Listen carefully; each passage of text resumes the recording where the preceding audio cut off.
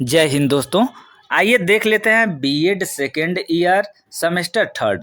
दोस्तों जो ये पेपर है आप देखेंगे, पेपर ये 2022-23 यानी 11 फरवरी। दोस्तों ये पेपर 11 फरवरी 2023 को हुआ है और ये MSDSU यानी महाराजा सुहेलदेव स्टेट यूनिवर्सिटी आजमगढ़ का पेपर है। बीएड थर्ड सेमेस्टर का पेपर है और पेपर का नाम जो होगा दोस्तों, ये पेपर आपका 2 है यानी पेपर सेकेंड है, जेंडर स्कूल एंड सोसाइटी।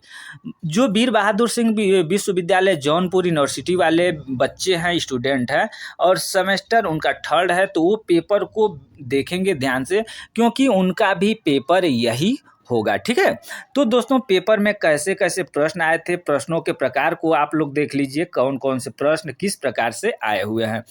दोस्तों पहला जो पेपर पूछा गया था प्रश्न, वो बेटी बचाओ बेटी पढ़ाओ की मुख्य विशेषता क्या है।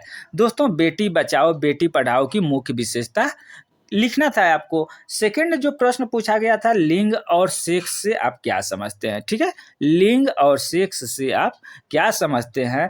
तीसरा जो प्रश्न पूछा गया था दोस्तों, पितृसत्तात्मक समाज की मुख्य विशेषता क्या है। ठीक है, नेक्स्ट जो क्वेश्चन पूछा गया है वो है आपका लिंग। दोस्तों लिंग पक्षपात से क्या तात्पर्य। ठीक है, पांचवा जो प्रश्न पूछा गया है, घरेलू हिंसा से आप क्या समझते हैं। ठीक है दोस्तों, ये सामने जो आपके सामने जो प्रश्न चल रहे हैं, ये सारे के सारे प्रश्न, इसका उत्तर दोस्तों एक वीडियो हमने बनाया हुआ है।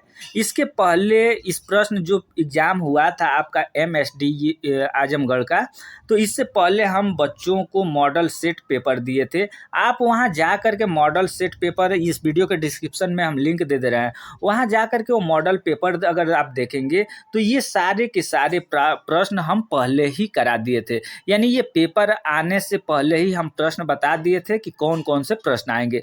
तो दोस्तों वीर बहादुर सिंह वाले जो बच्चे हैं थर्ड सेमेस्टर या लिंग विद्यालय और समाज जिनका पेपर है, वो जरूर देखेंगे ये पेपर। ठीक है, उसके बाद जो पेपर है, प्रश्न पूछा गया है चौथा नंबर, पाठ्य पुस्तकों में लैंगिक पक्षपात क्या है। ठीक है, लैंगिक पक्षपात क्या है।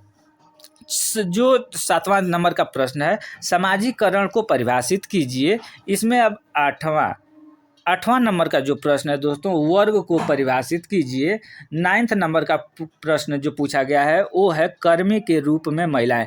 दोस्तों कर्मी के रूप में महिलाएं यानी जो महिला काम करती हैं, नौकरी पेशे में है, उसके बारे में आपको लिख देना है कि उसको क्या समस्या होती है, उन महिलाओं को क्या क्या दिक्कत झेलनी पड़ती है।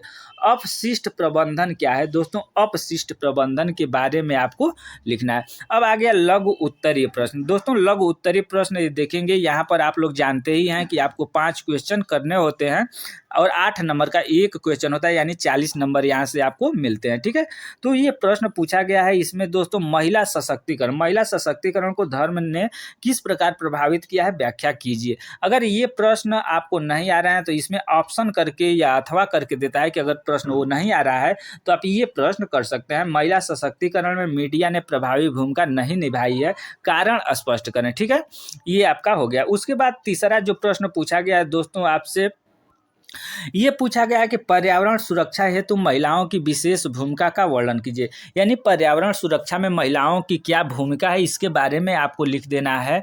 उसके बाद अगर ये प्रश्न नहीं आ रहा है तो दोस्तों आपको यहाँ पर महिला सशक्तिकरण के लिए एक योजना प्रस्तुत कीजिए, ये आपको लिख देना है। दोस्तों अगर चैनल पर आप नए हैं तो चैनल को सब्सक्राइब करेंगे, बेल आइकन को दबाएंगे, क्योंकि यहाँ पर आपको बीएड हर एक सेमेस्टर के साथ साथ यहाँ पर सीटेट की भी फ्री में तैयारी, फ्री में नोट्स कराए जाते हैं। ठीक है, उसके बाद देखेंगे ये चौथा जो प्रश्न है दोस्तों, ये पूछा गया है आपसे कि कोठारी आयोग 1964 एवं स्त्री शिक्षा पर संक्षिप्त टिप्पणी लिखिए।